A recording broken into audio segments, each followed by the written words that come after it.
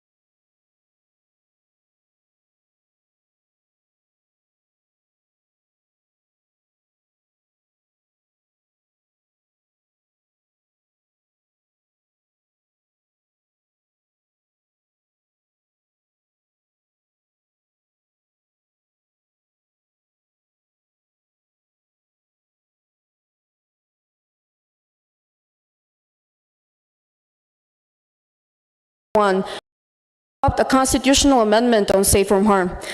And by adopting this constitutional amendment, we all agreed to make safe from harm a top priority. And the reason for that is that we all as Scouts believe that it is a right of every child every young person and every adult to have safe environment in scouting. But also, we really need to provide the safe environment for young people and adults before offering anything regarding education or programs or activities. We really need to give this basic infrastructure so that they can develop their full potential in scouting. And to make it a reality, it is a shared responsibility. We're all responsible to create the safe from harm reality, and we're all here, particularly in the leadership, really it's really important for us to really understand what we need to do in this. And that's why we've been going around in different regional conferences. We were in APR in Asia Pacific, in Europe, and now we're here in Africa to actually really talk about safe from harm and make sure everyone understands what it is. So now let's deep dive in safe from harm, shall we? So from this part forward, we'll be talking about child abuse. And that's why, in case if you feel uncomfortable and if you need any support, please don't hesitate to reach out to the email or the contact numbers that are mentioned on the slide, or you can always approach to our listening ears that are available at the conference at all times. As you know, in scouting, we lead by example. That's why it's important for us to apply all our policies and structures that we have available at all of our events. So let's start with watching a short video to have a better understanding of what is the impact of violence against children on human beings.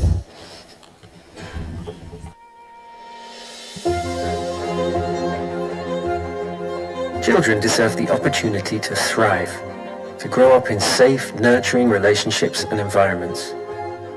But 1 billion children are affected by violence every year. This is a terrifying and desperate situation for them, and it's also an urgent public health problem. But no matter what the political or economic situation, violence against children can be prevented. The cost of not acting is huge. Failure to act against violence undermines many other investments in children, including in their health and education, often causing lifelong damage to individuals, families, and communities in countless ways, exacerbating problems of mental health, school dropout, alcohol and drug abuse, exposure to HIV and AIDS, and many more risks. Most tragically, it raises the risk of further perpetration of violence against the next generation of children in a vicious and destructive cycle. I mean, can you imagine? We're not talking about thousands. We're not talking about 100,000s. It's 1 billion children experiencing some kind of violence each year globally around the world. What other numbers do you want to share with us as well, Fatima, here? Well, unfortunately, there are some other numbers that we believe we have to share with all of you. 1 out of 2 children between the ages of 2 and 17 experience some form of violence every year globally. 1 out of 3 students aged 11 to 15 have been bullied by their peers last month, also around the world. And 1 out of 4 adults worldwide report they were physically abused when they were children. How likely is this to happen in scouting? Unfortunately, it is likely to happen. And that's why we need to realize that even if we don't see it, it is there. We have some safe from harm cases, whether they're light or heavy, it doesn't matter, but they're there, and we need to do something about them. And that's where we are today, and that's what we're talking about. But to get practical and to really understand what we can do, we're going to start reflecting together on 2 aspects: how to recognize abuse, and of course how to act when we have it. And that's going to be through a case study that we're going to take together here. So I'm going to ask you to use your devices to get on Slido. You're familiar with Slido, I think? That's one of the technological tools that we used a lot. So please scan the QR code or enter on slido.com the code that you have under it.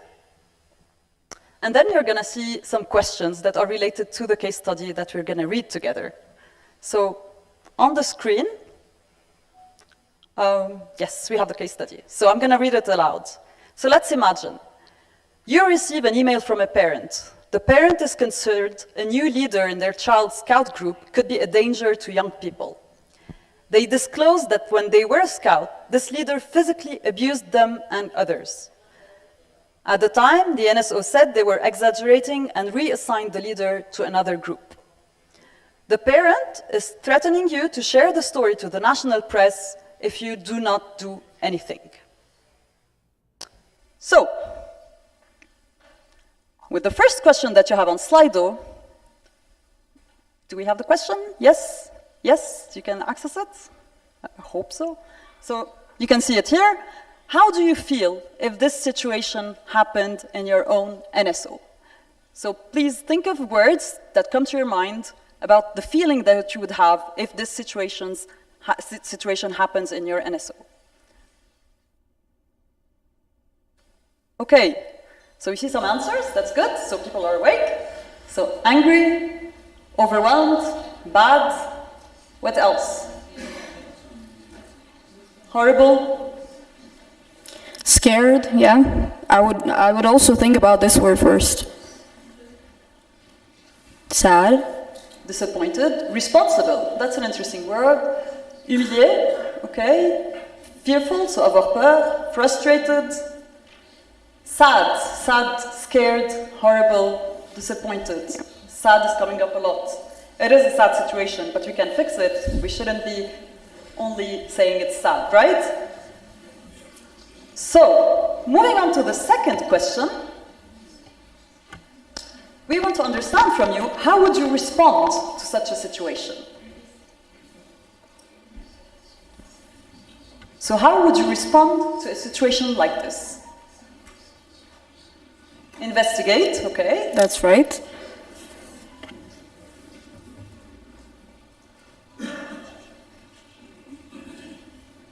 Follow up and take action. Agir, so act.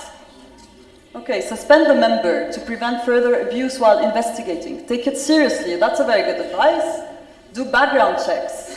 Okay, we see a lot of items that are really important and that are part of the policy. So stop the leader, investigate, check the information. What else do we have? Report. Listen and report. Wow, that's very good answers actually that we have there. Do you want to comment on one of them, Fatima? Sure. Let's see what we have. We have a lot. So I saw report, right? Reporting is one of the procedures that we applied in Safe from Harm. I wouldn't say it's the first step that we're going to take in this case, but it's one of the steps that are crucial. And of course, if you want to report on the case, it means that you're supposed to have tools or reporting system that you can take right action on the situation. The other thing that I can see is about background checks. So before recruiting any leader, we really need to check if they are actually there and if they're trained and they know what they need to do and how they will act in these situations. Okay, so also it's about directing people to the right people that can help them as a victim or as the parents as well, but also it would be good to actually reach out and really understand the situation and take it seriously, as we saw before. So, understanding the situation is part of it, investigating, having a neutral third party, that's a very important point. So really having a neutral third party that is there to listen and to be able to assess and understand this information is also super important. Okay, so we started thinking about this, so the last question that we're gonna see here is to see from you if you have a national policy on Safe from Harm that can guide you through these kind of case studies. So do you have a national Safe from Harm policy?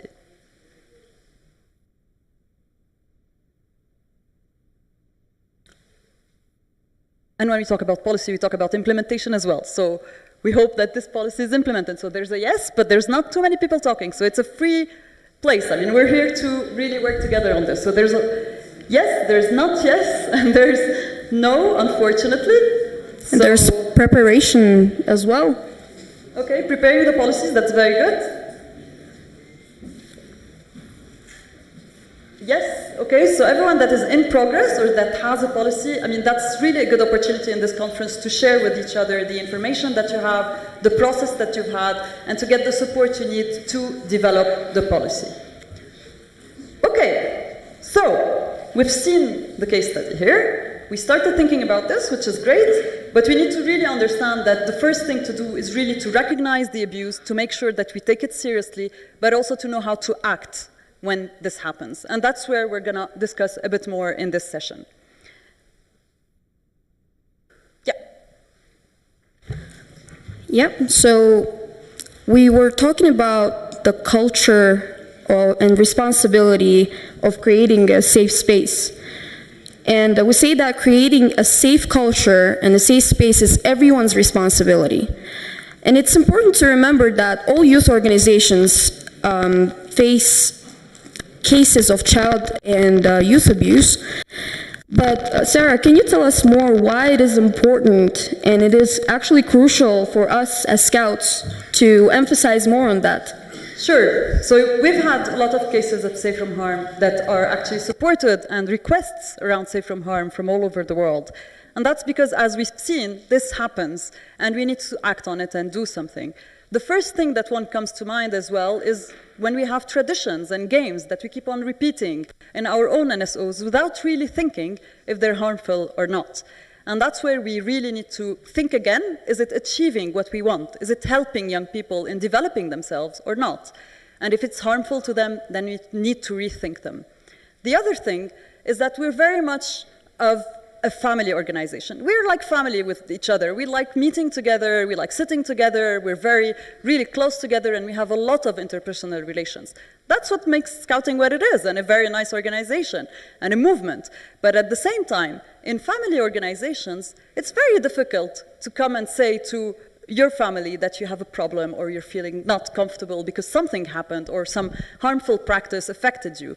So that's where we really need to create a system that allows those people that are affected by some cases of abuse to come and be able to report on it without feeling that they're actually compromised and they can't talk because of this family organization. Okay? So that's really important to create, and that's why we keep on focusing on, of course, educating, but at the same time reporting and having mechanisms and people that are objective that can actually support the reporting system in Scouting.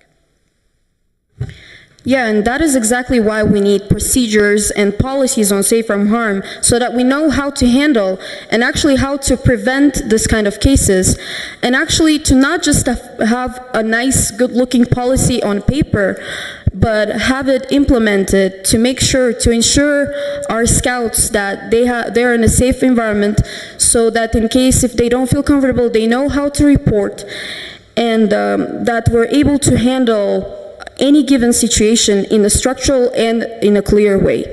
And it doesn't become a taboo that people are afraid of talking about it, but really feel comfortable in being able to share their concerns. Now, the second part that we're going to talk about is the consequences, the possible consequences of safe from harm. So obviously, we have consequences on the individuals themselves. So every person, or a child or an adult, that is affected by a situation or that went through a case of abuse or harm is going to be affected emotionally and physically for a long time, and maybe for their whole life. They're going to be traumatized. They're going to really go through difficult times. And that's where we should really be careful of not having these cases happen and being really there to support all our Scouts to feel comfortable and safe. And that also will create a lot of people not wanting to come back to Scouting, leaving Scouting, and sharing their experiences with other people, with their communities and other people, and saying that Scouting is not a safe space, which will lead, obviously, to also challenges on the organizational level.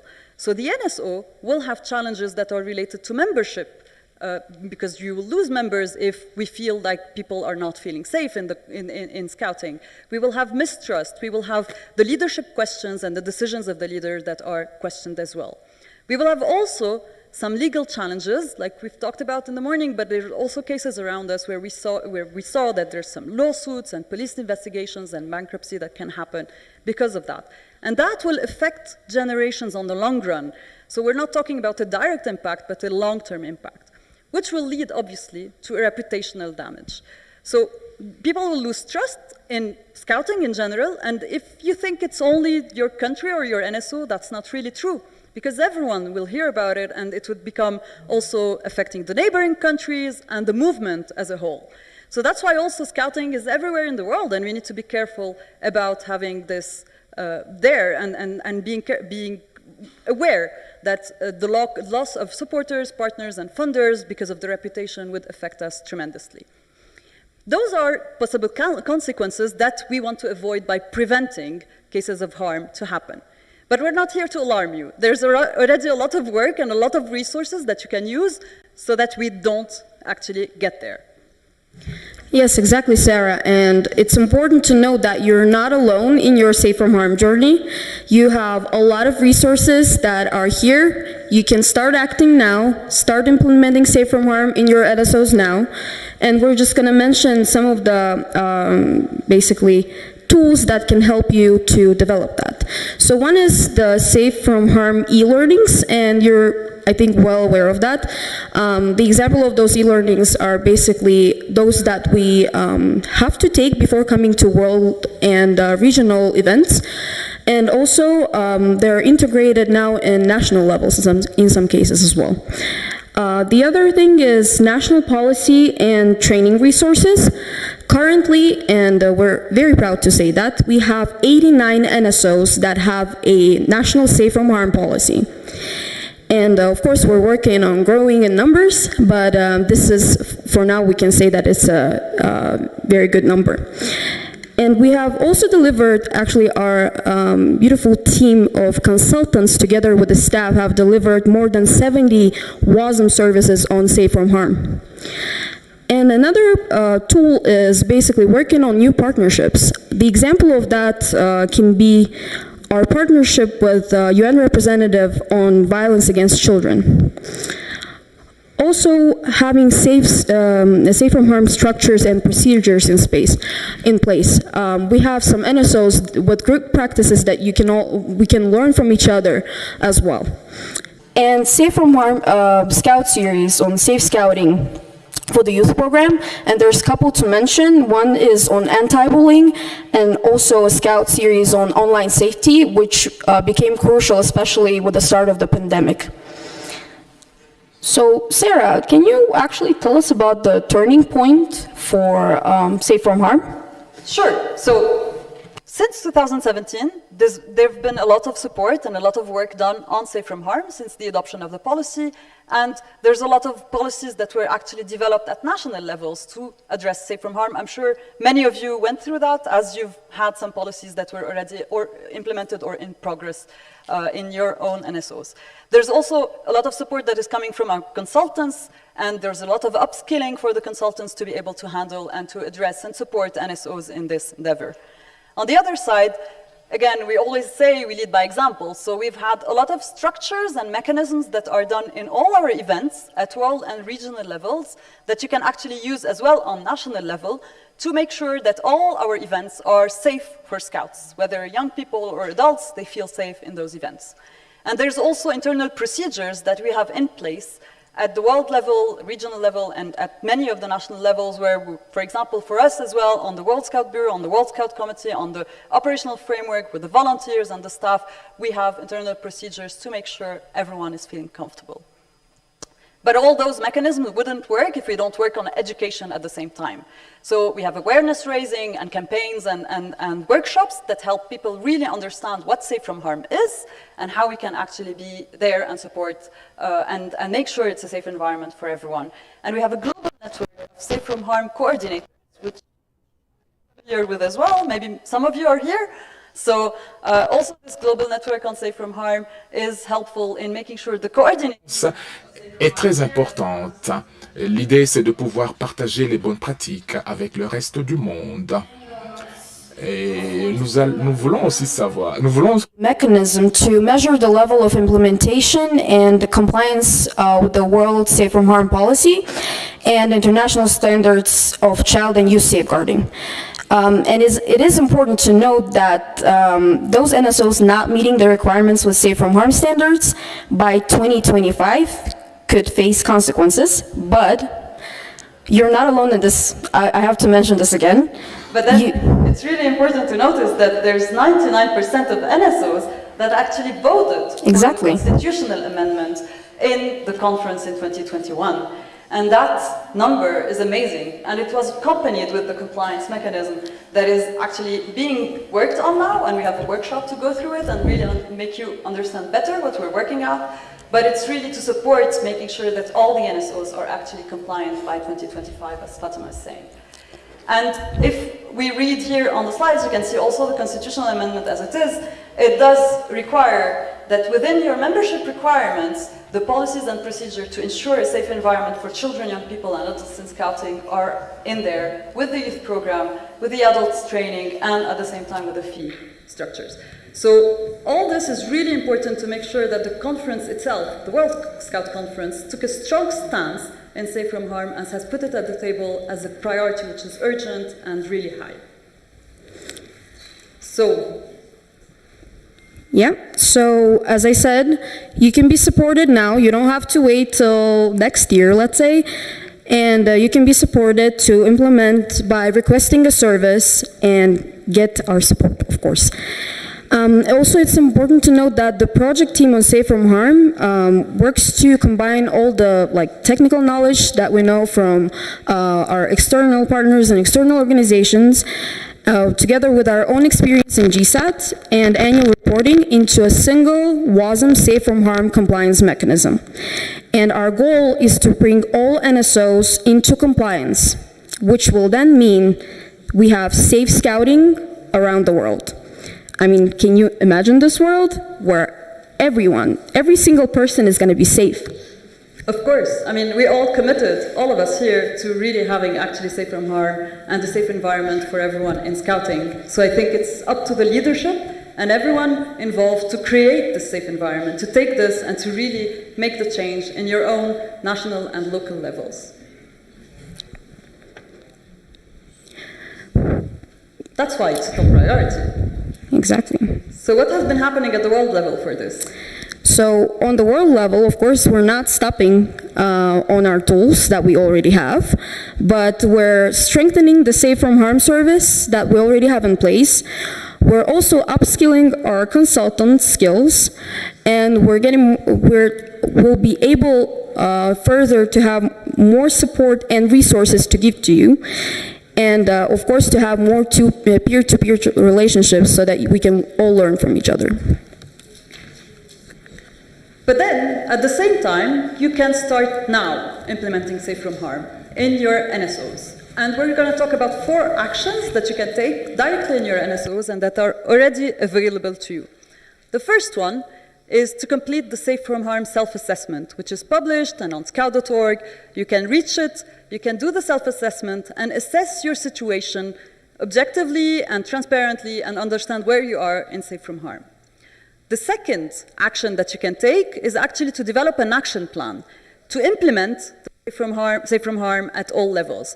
And when we talk about implementation, it's really about knowing that we can have a policy, which is a paper, but if we don't actually implement this document and have actions on the ground, then we're not doing actually and implementing the policy, but we're just having a document that helps cover. So we need to be careful about really implementing the policy and making sure we have an action plan to do that.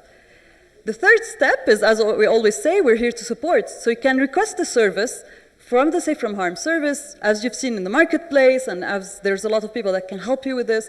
And that's really important for you to move forward if you need support in any of the fields that we're talking about.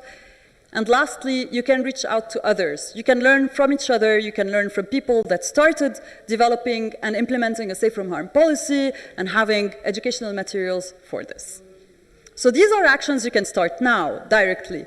And you can get support from the regional and the global support centers, from the WASM service platform, from the WASM Safe from Harm webpage, and from the global network of Safe from Harm as well. Right, thank you, Sarah. And before ending this session and getting you to start thinking about the workshop we have tomorrow, and we are going to be waiting for all of you to come, just saying, no pressure. We'll ask you to go back to Slido to use the same link. Yeah, until the screen works, but yeah. Yeah. Do we have the link? We're going to ask you to think of actions that you can take now. Yeah. So the importance of acting now is super important for everyone here in Scouting, and that's why you here in this conference can start actually tackling this issue directly. So.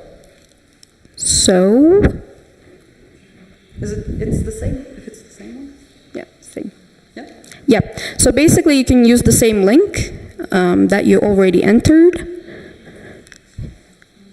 right? Yep. Yeah.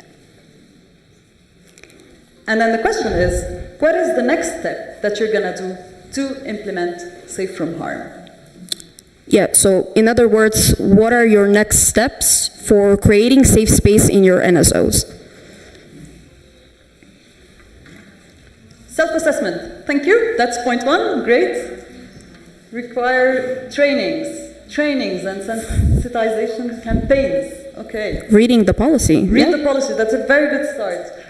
Trainings and more trainings. Trainings as well. Advocacy. Okay. Okay. So everyone is at a different pace, obviously, and everyone is at a different level in Safe from Harm. It's super important that you start now by thinking exactly what is the next step. And tomorrow in the workshop, we can go over the compliance and what you can do to make sure that you're compliant up to the standards and up to the policy much before 2025, because we cannot wait, actually. We cannot have one more life affected by harm in Scouting. Every single individual needs to be safe and comfortable in Scouting. Do we see other answers? Supporting NSOs, revisiting the policies. What else? Online Safe from Harm trainings. Establishing a Safe from Harm policy. That's the start. Keeping in mind Safe from Harm. Yes, education is super important. It's really important that you get everyone aware about Safe from Harm in your NSOs. And that's why you need to work on both education and mechanisms. And developing policies as well. Okay, so that's a lot of ideas. So to end the session, again, if you want more information, we're around. Carol as well is supporting us in these sessions. Thank you, Carol, for all the support. And we're here really to listen and to help you. And there's the WASM services and the consultants that can help you a lot in this. Tomorrow, we hope to see you at the workshop. But to keep in mind one message, you can actually make this change. You can make a difference in the lives of every single person in Scouting. That's why you need really to address Safe from Harm by really working on recognizing, acting, and preventing it from happening at all levels. And that's super important and an urgent priority in the movement today. Thank you, everyone. Asante sana conference. Loud of applause. Thank you very much, Sarah and Fatima, for this very insightful presentation. To get more information on Safe from Harm and other topics, you are welcome tomorrow in the afternoon to discover more during the workshops. Now, as member organizations of WASM, it is important to learn how to share your reports with WASM. This includes sharing your financial reports, census data, and changes in your NSO leadership on the NSO data portal. This information is important and it helps World Scouting to provide better support to all NSOs. Let us now welcome Linda Rainbow to share with us more on the NSO data portal. An applause for Linda, please, as she comes on stage. Welcome, Linda. Thank you for the warm welcome, Chairperson, and thank you for having me here at your conference. So when I'm not at the Africa Scout Conference, I have another job than voting. I support the knowledge management with WUSM. So I'm here to talk with you about the role NSOs have in submitting annual reporting to WUSM and helping to keep the WUSM member portal up to date. I want to take a moment to see how many people are aware of the member portal that we have. Raise your hand. Wow, super happy to see some hands raised. Thank you. So this platform is a critical transformation for the Scout movement, allowing us to digitalize the management of our membership information to ensure all of our data is accurate, centrally located, and easily accessible. The WUSM Members Portal is a space that NSO leadership can reference information pages about core areas of Scouting, read the member news and circulars, and connect to the WUSM services, which you all just learned about in our marketplace. It also includes two important platforms, the World Scouting Directory and the NSO Data Portal. Having our very own digital platform to bring all this important data together has brought our organization forward in leaps and bounds on how we manage this information of your NSOs. It has brought us a long way from only a few years ago when we shared the directory through a PDF to all of you twice a year. Now you have access on the platform for the most up-to-date information whenever you need it. If we can go to the next slide, we can see some screenshots of this. Here I've highlighted the Kenya Scout Association, but you can see there they have an NSO profile, so all NSOs have one like this, where we have contact information of your appointees and your organization. And on the data portal, we have different widgets with information, including your census information. So while the purpose of the members portal has some big impacts for WUSM as a whole, it also has some key benefits for you as our National Scout organizations. One of these benefits is having a profile like you just saw for your NSO. This level of transparency helps you as an NSO leadership keep your records with WUSM updated. I also really like how the World Scouting Directory opens the doors to allow you as NSOs to connect and interact with each other. If an NSO wants to reach out to another NSO to learn about some best practices for safe from harm, that's one of the actions you can take for safe from harm, you can do that by reaching out to the person who's identified as the key contact for safe from harm in another NSO. So handy filters are available and even exports for you to get that contact information. So those are two great points of how NSOs can directly benefit and interact with the members portal. But having all of this information brought together and kept up to date ultimately has a much larger impact for all of you because it offers World Scouting the ability to strengthen and tailor the support we provide to you because we have the most up-to-date information. Besides these benefits, we also have some expectations of you, the NSOs, to help us manage all of this information. So of course, the most critical is to help us keep your information up to date. You'll hear me say that a lot in this presentation.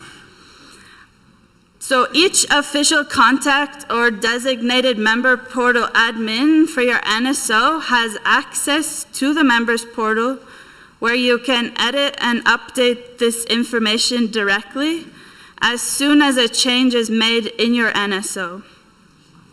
So all NSOs and NSAs are required to designate a maximum of 2 people to be the admin. If your NSO doesn't have access, you can reach out to us, reach out to me here at the conference, or by emailing reporting@scout.org.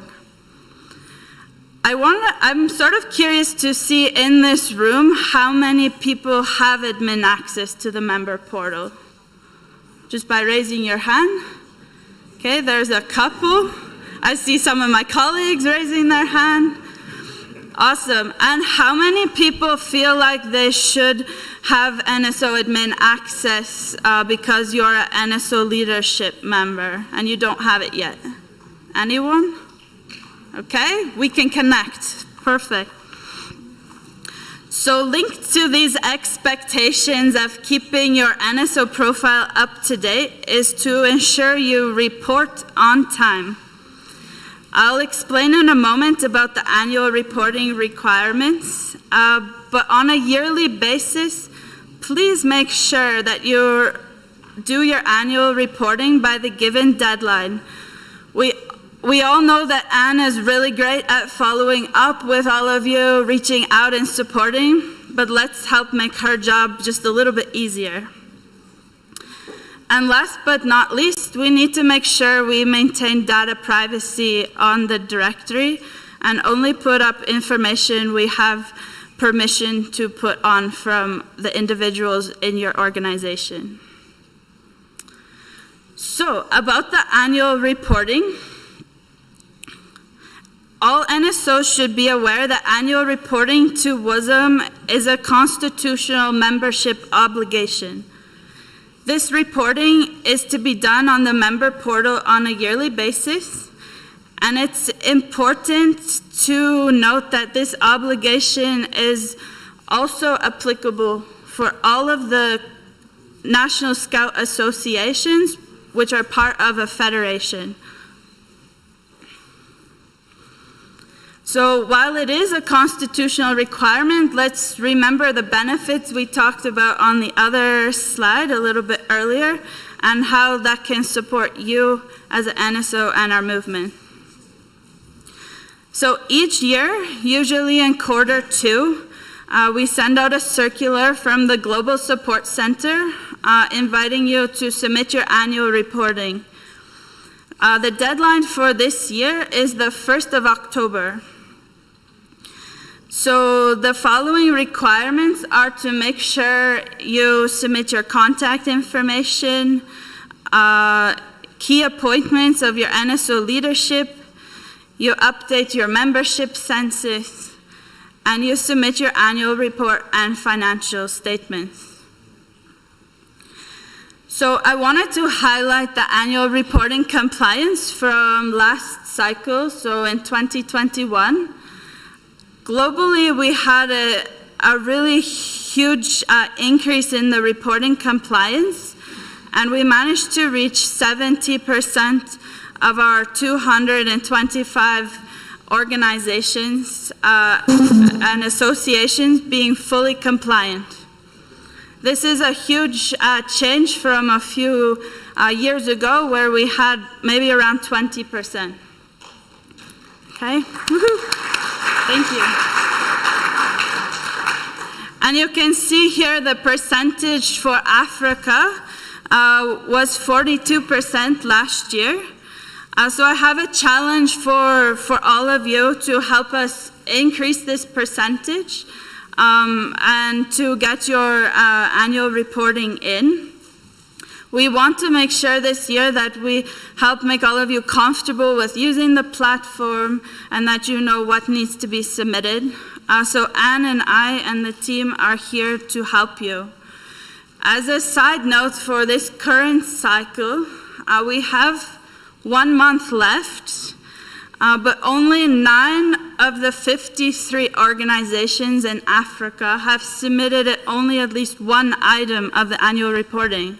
Okay, so we have 1 month to increase this percentage.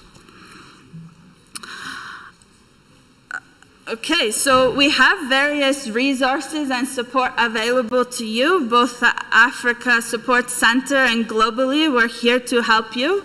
We have a support team. We have resources in different languages, including English and French.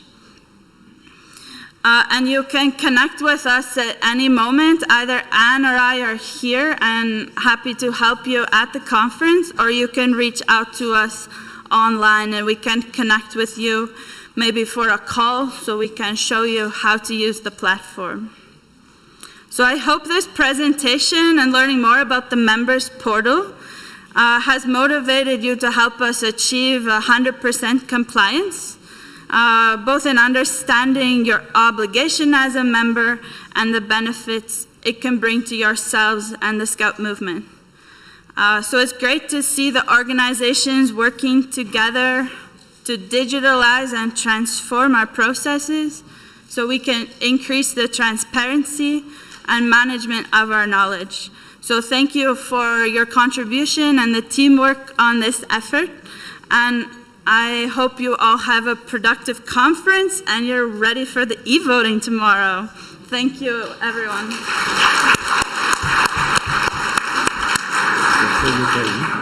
Okay. Thank you very much, Linda, for that informative session. You are welcome to submit your reports on the NSO data portal. Now, we have prepared some updates on regional events that have taken place during this triennium. This includes the Africa Scouts Day, the 8th Africa Scout Jamboree, and the 1st Africa Youth Summit. Take a look at the video that will show shortly and enjoy.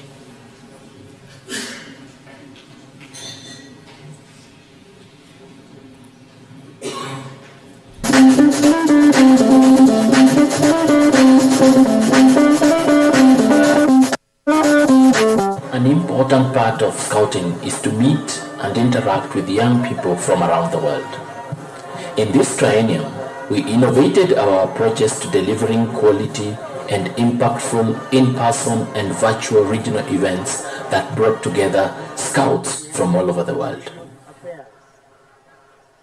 Among the major events we delivered are the annual Founders Day and Africa Scout Day celebrations, Jota Joti, and Zonal Scout Conferences and Youth Forum. National Scout organizations and Scout groups across the region also continued to celebrate these events in their unique ways. Niger hosted the 2019 Africa Scout Day celebrations in Niamey, while the 2020, 2021, and 2022 editions were held virtually. The West Africa Zone held its Zonal Conference and Youth Forum thrice, East and Southern Africa Zones twice, and the Indian Ocean once. It's unfortunate that the Central Africa Zone did not meet in this triennium. We organized the first ever Africa Scout Youth Summit in November 2021, which brought together 194 young people from 22 countries for 4 days of learning, discussions, and celebrations of the gains of youth engagement in the region. Among the key outcomes was a call to forge a new regional youth engagement strategy that addresses the changing youth realities in Africa over the next 3 years. After being postponed in 2020, we delivered an amazing 8th Africa Scout Jamboree digitally for the first time ever in August 2021. The Jamboree gathered over 2,000 participants joining from 94 National Scout organizations, with over 155,000 others following via Facebook live stream over a week of exciting virtual activities supported by the Uganda Scout Association. Hundreds of other online workshops, training courses, webinars, meetings, and celebrations were also held, thanks to the adoption of technology as an outcome of the COVID-19 pandemic. These and other events delivered by national scout organizations across the region, whether virtual or in person, continue to offer scouts the opportunity to connect, share experiences, learn, and celebrate the diversity of our movement.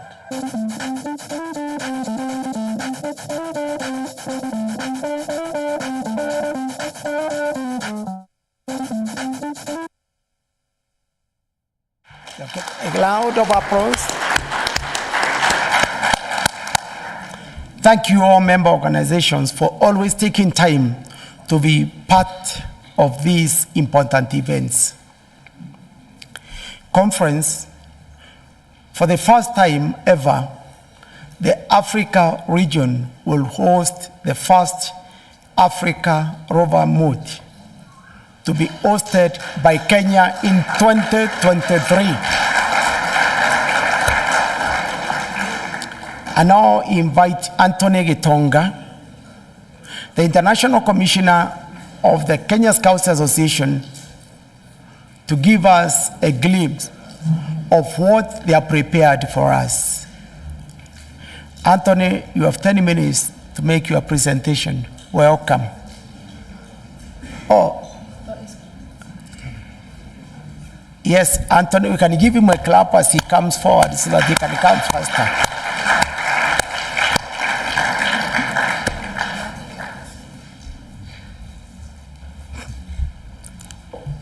Karibu, Anthony.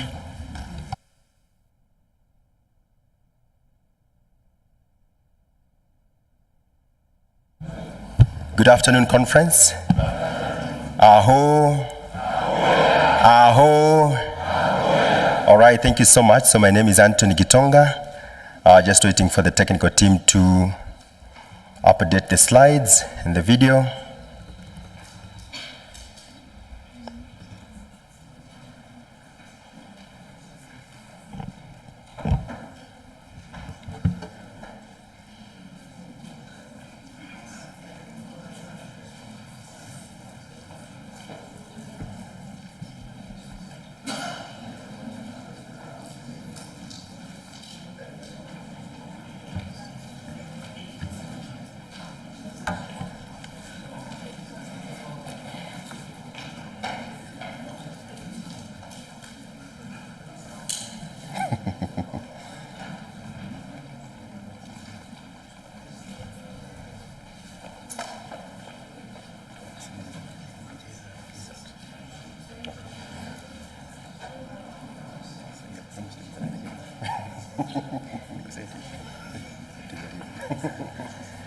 Yeah, so apparently Anthony had promised to give an energizer before. Yeah, so. All right, let's stand up, please. Let's energize to get some strength.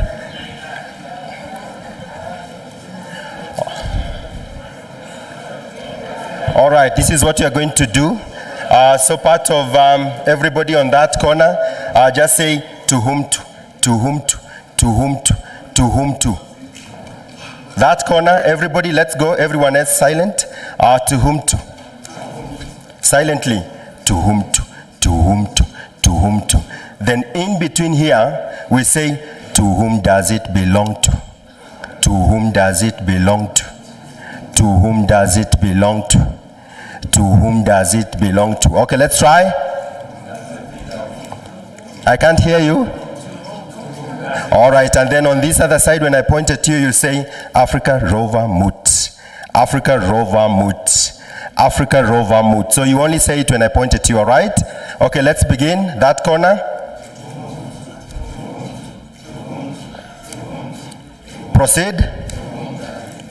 Loudly, loudly. I want to see who is more, who is louder.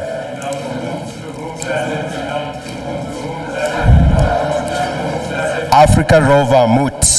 I can't hear you.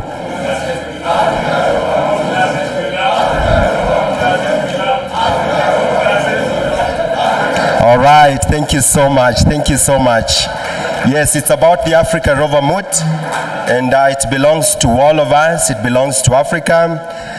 It's coming to Nairobi 2023, and I just wanted to give a status update on where we are. So the technical teams tell me we are good to go. So please, if you may activate my slides. All right, so my name is Anthony, like I've said, and I'll just take about 10 minutes to give a status update about the forthcoming first Africa Rover Moot that will take place in Nairobi, Kenya 2023. All right, let's proceed. All right, so just some background because it is important for the conference to appreciate what event this is. I know we all appreciate that the Moot is a gathering for young people between ages of 18 and 26 for them to come together, to be able to learn from each other, to be able to have fun, and to be able to create a better world together. But just some background, like I've said, all of you will recall that we had the conference in 2018 in Zimbabwe, and the conference did pass through a resolution that we have an African Rover Moot. Remember, before that, we would always have the World Moots, and in many other NSOs have the national Moots. So what happened after that is that the office, the Africa Support Center, established a Moot task force team, which I'm very privileged to have chaired, developed a concept, and we're able to hand over that to the Africa Committee. And then, of course, after that, the announcement, expression of bids, and then it is again this conference that voted for Kenya, among a few other NSOs who had expressed interest. And thank you so much for also expressing confidence in Kenya Scouts Association to be able to host this maiden Rover Moot. Of course, last year, because that was announced in March 2021, so we've done a lot of preparations. We continue to do a lot of preparations, a lot of marketing to just make sure that when all the participants and international service teams come, they have a memorable and an impactful event. Next slide. So just some key details, and I know you've gotten some flyers already about the preparations so far. So the Moot will take place next year in April, and this is between 15th and the 25th, about 10 days of an interesting program, and I'll be able to give an update about the program a little later. We're expecting about 2,500 participants from Africa and also from many other NSOs outside Africa who have expressed interest to join this event. And again, as a WASM guideline, all of us know that the Rover Moots participation is only for the Rover Scouts, and that is the age bracket 18 to 26. And all of us who are above 26 years old are therefore invited to participate as international service team members or as contingent staff. So just giving some details. We can proceed, please. So the Moot theme, I think it's important for us to demystify this because we're talking about innovation, we're talking about action. So we're going to do a lot during this particular Moot to be able to ground the program in innovation. When you talk about innovation, is what is new and how does it impact lives? What is new and how does it make life better? And therefore, we are working very hard to make sure that we ground innovation, modern technology, and so much more in the program that we'll be designing. As you can see on your screens, that it's about innovating the next steps. How can the young people in Africa come together and develop and establish working solutions to some of the most pressing challenges that the world is facing today? Talk about climate change, talk about every other aspect. And therefore, this particular Moot from the program point of view will have a lot to do with innovation. And of course, the slogan, it's all about let's go, and this is about action. We are saying let's go to Kenya, let's go to the Moot, and it's really also advising and encouraging our rovers in whatever they do to be active, all right? Whatever they have to do, they just have to be in motion, and we're also going to really amplify this in a big way during the moot. And that is why, again, as you can see, that the slogan is quite strategic in terms of action when you talk about let's go. All right? So the moot symbol, I'm sure all of you have received some moot kits, and you've seen the beautiful moot logo and the moot symbol. And I'm sure some of you have been wondering what inspired this. What is it all about? And I'm sure you can see a lot. Of course, this is an African event, so in it there is a map of Africa. In it, there's everything to do with Africa when it comes to the wildlife. So you'll be able to see animal print. It's also a footprint. So we want you guys and your participants to come to Kenya and leave a mark, to come to Kenya and be able to enjoy the program that we have for you. And that is why this is about leaving a mark. And when you talk about the slogan, let's go, when we go, we are activated, we are able to leave our footprint, not just in Kenya, but also in Africa, where we all belong. And of course, diversity, all right? So scouting is all about diversity, and all of us, we've seen that from different countries, different cultures, different beliefs, and this is our home. So the moot will also be really a platform for us to enjoy diversity. As you can see, the patterns, the shape, the sizes of the toes, everything is all about the fact that diversity is our strength and is a resource that we need to capitalize. All right? So I just want to play a short video and then I'll be able to summarize. Please watch this. Thank you. Some sound, please.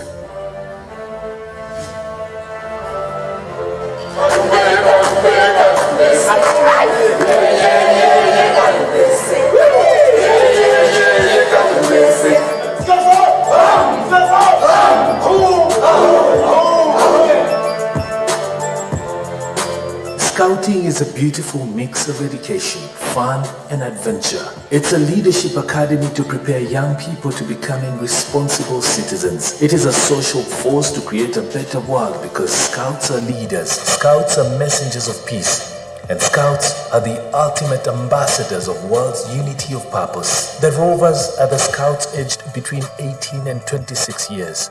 They undertake their youth program through structured rover crews formed within institutions of higher learning and in the communities. The Rover Scouting program empowers them to learn through experiential learning and learning by doing. Through specialized trainings, their life skills and knowledge are profoundly enhanced. Outdoor adventure and camping in the woods prepares them for life and through educational events, both local and international. The Rovers are exposed to diverse cultures, enabling them explore their God-given talents and ultimately becoming responsible and useful members of our communities. A Rover Moot is a camp for the Rovers to interact, share ideas, and strengthen their international understanding as citizens of the world.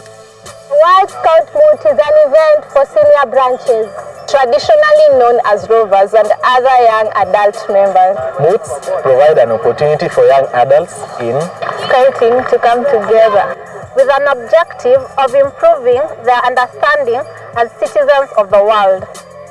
It is an opportunity for Rover Scouts from diverse backgrounds to gather, learn and have fun with a purpose. While moots have only been organized before at country and international levels, Africa can keep calm with the unveiling of the first Africa Rover Moot. And yes, the Moot is coming to Kenya in 2023. I am very pleased to invite you to join us in celebrating the first ever Africa Scouts Moot that will be held in Kenya. Certainly the perfect destination for the first Africa Rover Moot, not just because it's a resting home of the founder of Scouting, Lord Baden-Powell, who lived in Kenya his latter years and was buried in Nyeri in 1941. And not just because Kenya hosts the largest scouting movement in Africa, but also because Kenya is a place to be. Beautiful weather, amazing flora and fauna, fantastic sceneries coupled with phenomenal people and cultures, and absolute safety and comfort for visitors. Kenya will not just provide an iconic moot experience to the participants, but also signature magical experiences to the many participants who will travel a little earlier or stay back a little longer after the moot. Come and enjoy the nyama choma of this country, the Kenyan cuisine, the interesting cultures of our people as you celebrate with other young people of this country and the rest of the world, the first Africa Rover Moot.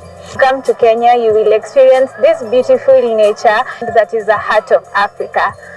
The moot will take place from the 15th to 25th April 2023, with more than 2,500 Rover Scouts from Africa and beyond expected to attend, under the theme Innovating the Next Steps. The moot will motivate and empower the participants to think outside the box and come up with innovative solutions to the current challenges facing the youth and the community at large. The moot's slogan, "Let's Go," is a call for all the moot participants to take on the journey and be part of the adventures and discoveries that the moot program will offer. A reminder to the rovers that they are on a journey and no one should be left behind. Whatever direction their personal development path takes, the rovers are urged to go.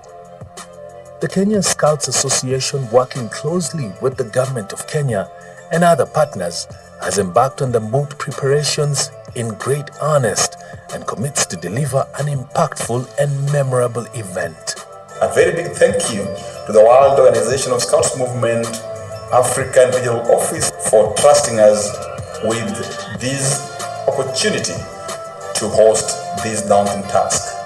And all of us at the Kenya Scouts Association are very excited and are looking forward to hosting and delivering an iconic First Africa Rover Moot in April 2023. The young people need to come together, be innovative and create a better world and create a predictable future, not just for them, but for everyone else. So to all the participants, including the rovers and members of the international service team in Kenya, in Africa and beyond, register early, start the preparations now so that we will see you in 2023. And we are highly optimistic that COVID-19 will be a thing of the past, and therefore we can gather, have a good time, good scouting time in the woods, camping together, community service, and all that that is scouting. See you in 2023. All right, thank you so much. All right. Okay, so in summary, we are inviting all of you. We would like to ask all of you to come. Just taking note and appreciating that it is this conference that gave birth to the moot. And it is this conference that also bestowed the honors of hosting the maiden moot upon Kenya Scouts Association. So we also come back and ask you to support us, have a successful event by sending your participants and also by coming in large numbers. We are ready for you. Thank you so much. Thank you, Anthony, for your presentation. It's very exciting, and we urge all member organizations to support the rovers to be part of this historic event. Now, as we look ahead, let us focus on the bids to host other coming regional events. We will hear presentations from all bidders. The voting will take place tomorrow and the day after.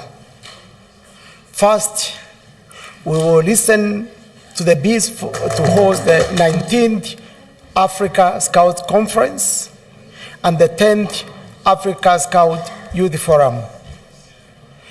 Each NSO will have 8 minutes to present their bid. Remember, the NSO that will host these events will also host the Africa Scout Day in 2025. So the two NSOs presenting are Madagascar and Niger. And we now call upon Madagascar to give their presentation. Madagascar, the floor is yours.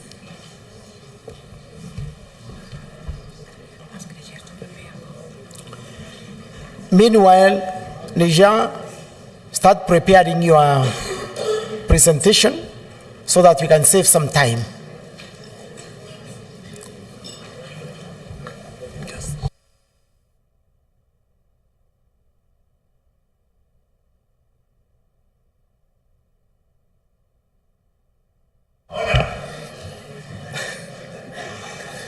Chère conférence, je vous demande.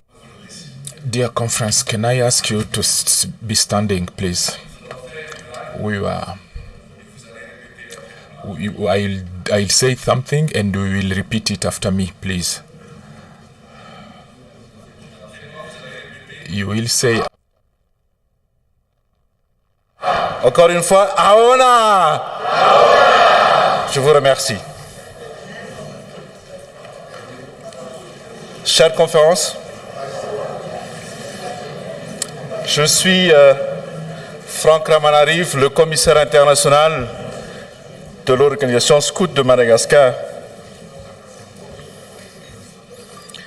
Notre présence pour cette conférence, c'est de pouvoir participer et présenter. C'est aussi pour d'accueillir la prochaine conférence africaine du scoutisme. Le scoutisme Madagascar fête son centenaire en 2023 et c'est le plus important mouvement de jeunesse dans le pays. Toutes les 23 régions de Madagascar disposent de groupes scouts. La troisième grande île du monde et l'organisation scout de Madagascar se porte candidat pour le 10e Forum des jeunes et la 19e conférence africaine de scoutisme. Madagascar, qui fait partie des îles Vanille, est prête à accueillir le continent. Le forum, la conférence se tiendra en Tananarive, au centre de conférence internationale. Nous avons l'autorisation et le soutien de notre gouvernement. Et nous sommes prêts à organiser et à accueillir avec nos partenaires cet événement. Madagascar est à 400 km des côtes africaines. Pour s'y rendre, vous avez le choix avec Ethiopian Airlines au départ de Addis Abeba, avec Kenya Airways au départ de Nairobi, avec Air Mauritius au départ de île Maurice. Et pour nos amis tiers, vous avez au départ de Paris avec Air France ou au départ d'Istanbul pour l'Orient. Bientôt au départ de Johannesburg pour la partie sud de l'Afrique. Le visa est disponible à l'arrivée, néanmoins pour certains pays membres du COMESA, le SADC, le COI, le visa est gratuit. Les deux événements seront organisés dans la capitale Antananarive, au centre de conférence Antananarive, à 5 km de notre aéroport international et à 15 minutes du centre-ville et des centres d'affaires. Nous ferons le nécessaire afin de rendre le plus accessible pour nous tous cet événement triennal. Les 250 000 scouts et guides seront enchantés d'accueillir les OSN d'Afrique et les îles Vanille en Tananarive. En ce qui concerne le post-event, la destination Madagascar offre des activités touristiques attrayantes. Madagascar, c'est l'Asie aux parfums et couleurs d'Afrique. Voter Madagascar, c'est soutenir le futur de notre continent vers une intégration régionale complète. Voter Madagascar, c'est fêter ensemble le centenaire du scoutisme malgache. Je vous invite donc à regarder la petite vidéo que nous avons préparée avec toute l'équipe. Je vous remercie.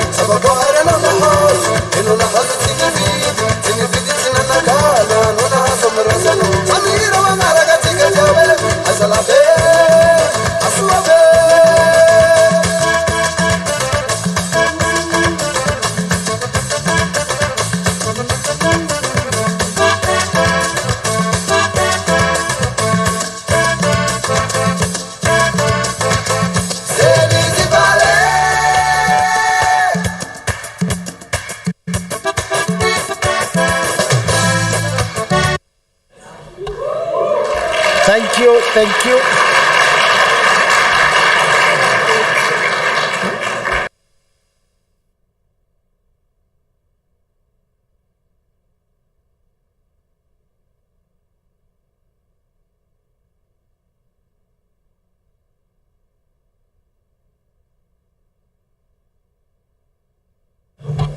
Thank you, Madagascar. Thank you very much. It's not finished. No, it still has 2 minutes.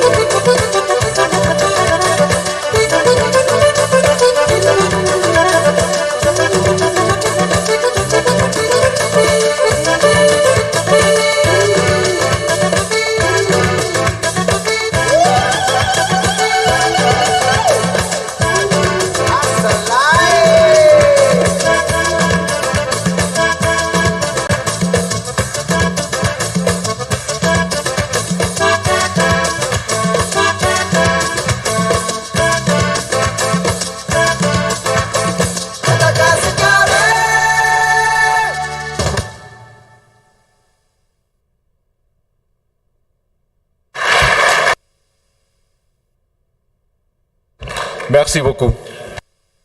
Thank you very, very, very much, Madagascar. Thank you. You also kept your time. That was within your 8 minutes. Yeah. Now, the next.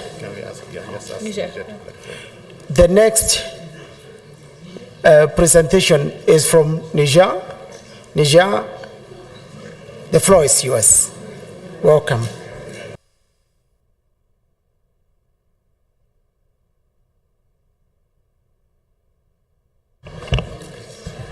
Bonjour tout le monde. Je me présente Issoufou Boubacar. Je suis le commissaire général adjoint de l'Association des scouts du Niger. Je suis également secrétaire général de la zone ouest africaine du scoutisme. Si nous sommes aujourd'hui devant vous pour façonner des avenirs connectés, c'est pour vous connecter au Niger en 2025.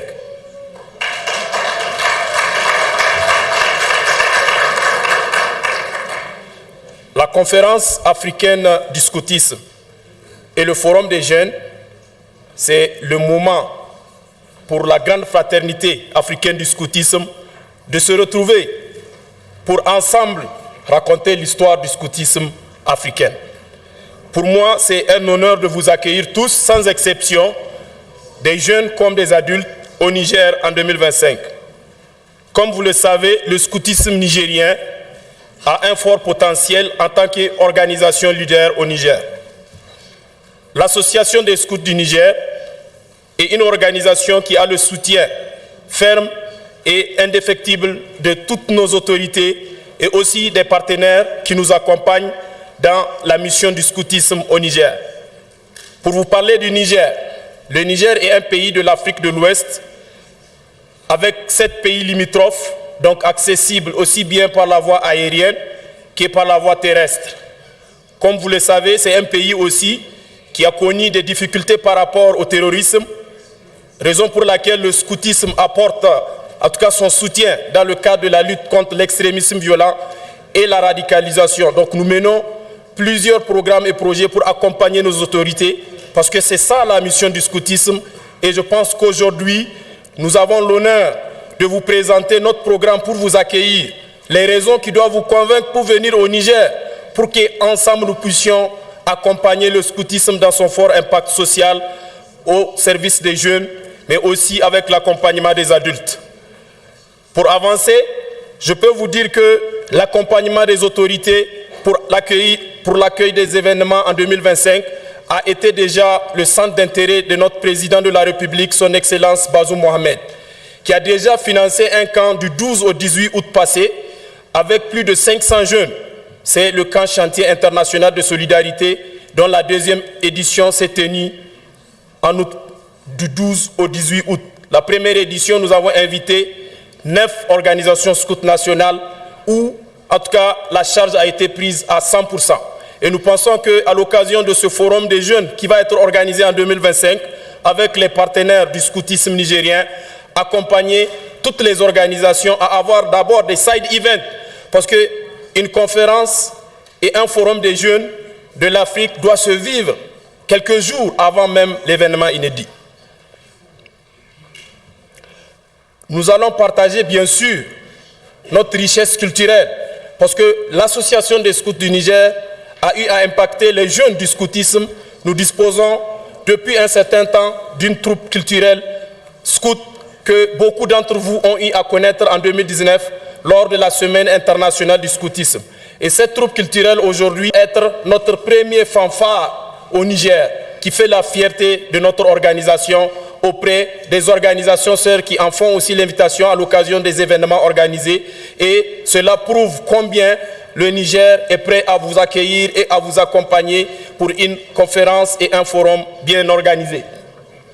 Pour vous dire, par rapport au standing, au Niger, nous avons eu l'occasion de mettre en place beaucoup d'infrastructures. Et ces infrastructures, c'est du standing, en tout cas incontournable par rapport aux événements que nous allons accueillir. Donc, qu'il s'agit des salles de conférence, qu'il s'agit des hôtels, nous avons en tout cas le standing qu'il faut pour vous accueillir. Nous sommes déjà prêts pour vous accueillir en 2022. NITT, les questions programmatiques du comité africain pour nous visiter, nous n'avons pas pu être l'hôte pour cette année. Mais ce qui est sûr, nous sommes déjà prêts pour vous accueillir parce que nous avons l'accompagnement des autorités. Donc c'est notre organisation Scout qui est la première organisation de jeunesse au Niger. Nous sommes tout à fait disposés à mobiliser les ressources dans l'organisation de la conférence africaine du scoutisme en 2025, mais aussi du forum des jeunes.